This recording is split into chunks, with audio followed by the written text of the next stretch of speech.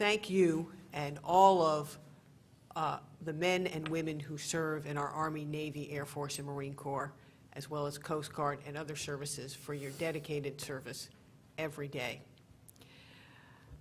You're the reason, much of the reason that we formed in 2006 the CNA Military Advisory Board, and I'm privileged to be here today with our chairman, General Sullivan. Vice Admiral Lee Gunn is in the audience with us today, and many of those who have worked with us and together collaborated with us or worked directly with us are here in this room.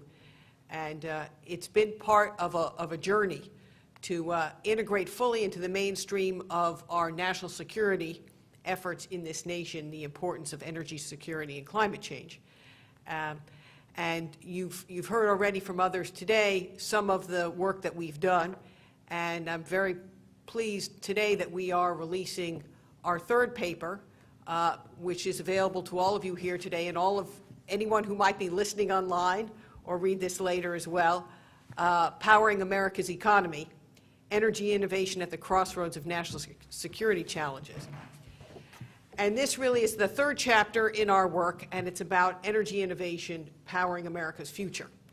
And as you all have heard already or know from your own experience, the great extent of energy used by the United States military and the opportunity that presents, the challenge in terms of the logistics of our convoys of getting fuel to the front, why our leaders, why Robin and others are so passionate about changing that, which is critically important to our national security, but critically important also to our future and to our nation.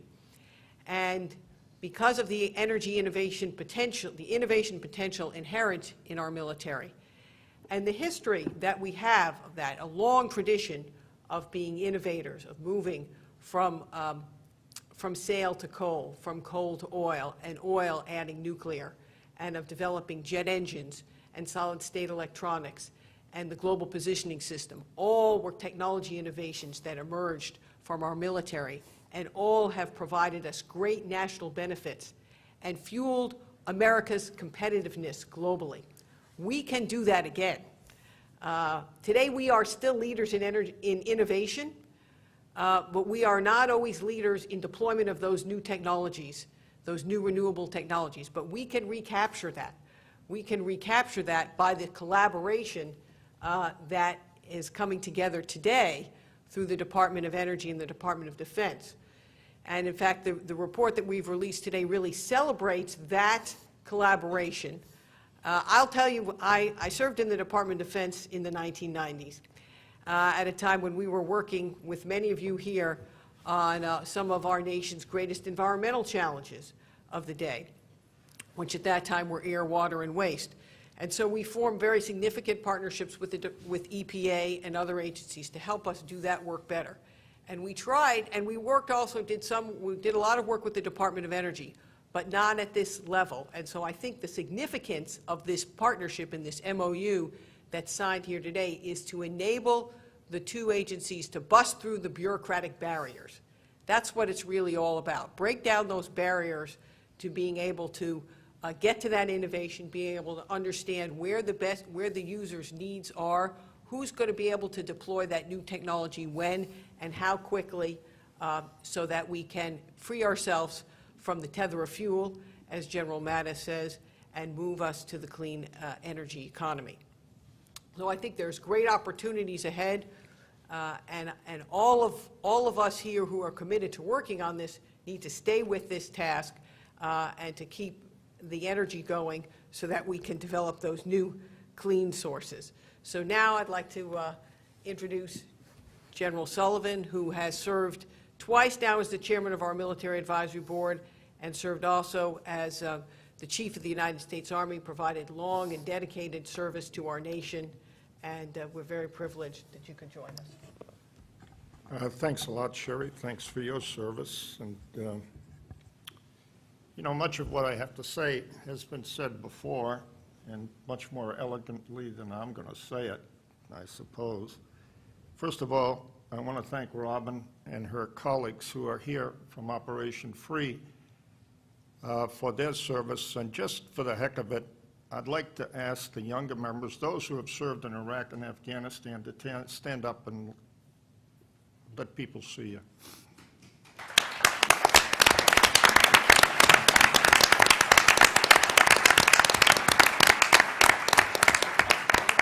I think what Robin did is put a face, and what these folks have done is put a face on the power of the United States of America. And I will spring off of something Sherri said about it. It's a hope for the future, and we really appreciate your willingness to serve. And Robin, just getting up each and every day and climbing into the front seat of a truck, or a Humvee, or an MRAP, or a helicopter, or going out on patrol separates you from virtually the bulk of the United States of America. I can't tell you how proud we are of all of you. You're terrific. Now look, much of what go ahead, give it to us. Look, we're not talking about amateur sport here. We're talking about the security of the United States of America. And frankly, we have mortgaged ourselves to other countries. And it is a security and an economic issue of profound proportions. Profound proportions. And what has happened here today is very, very important. The relationship between a strengthened relationship, a legitimate relationship announced here in Washington today between the DOE and the DOD is very, very important. And you are not the only one here from a private corporation, I know. It is very public-private partnership and innovation in America has been our strength into the future.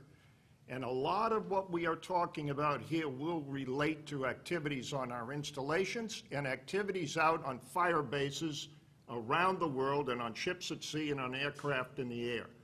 And we must become more efficient, and we must stop mortgaging ourselves to other countries. Now, as Sherri said, you picked up a copy. I hope you picked up a copy of our study, and this is the summary. Now, there are 15 general flag officers involved in this study, and the Honorable Sherri Goodman is our guide. I guess we need help, and Sherri has been a strong guide for us through all of our studies. She is, in fact, the executive director. She's the general counsel of CNA. Let me give you the recommendations. It's been said before, but I want to give it to you. There's 500 years of service represented in this group of 15 admirals and generals, Army, Navy, Air Force, Marines, and Coast Guard. And we are all retired, and we feel very strongly about the issues we have been involved with. Recommendation 1, recommend that United States government should take bold and aggressive action to support clean energy technology innovation and rapidly decrease the nation's dependence on fossil fuels.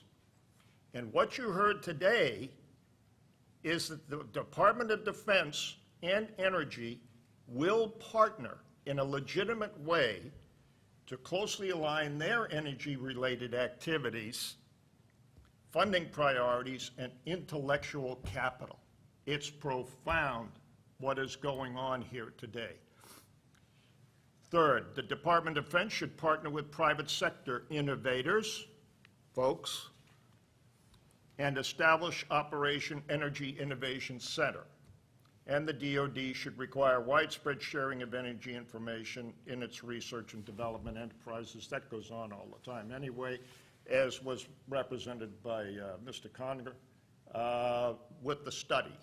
They're presently, the ongoing study, which was directed by the Congress, actually, which is significant. That was sort of a throwaway line, but it isn't a throwaway line. It's in the Defense Act that the Department of Defense will look at nuclear energy on its bases. It's a huge issue.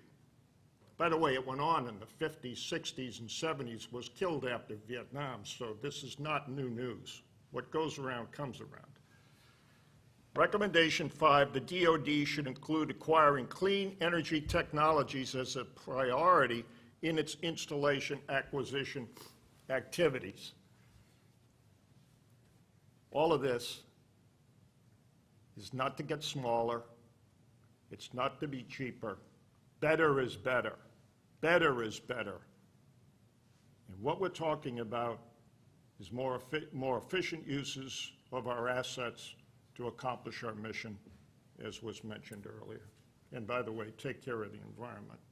And we are stewards of the environment, and all of us know that environmental damage is a threat multiplier, and it's another security issue of major proportions.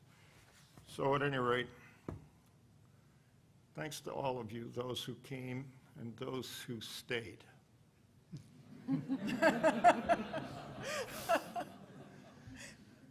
Showing up and staying is big in my book. Thank you. Robin, thanks a lot. We're proud of you. Over to you, Holmes. Thank you, Don.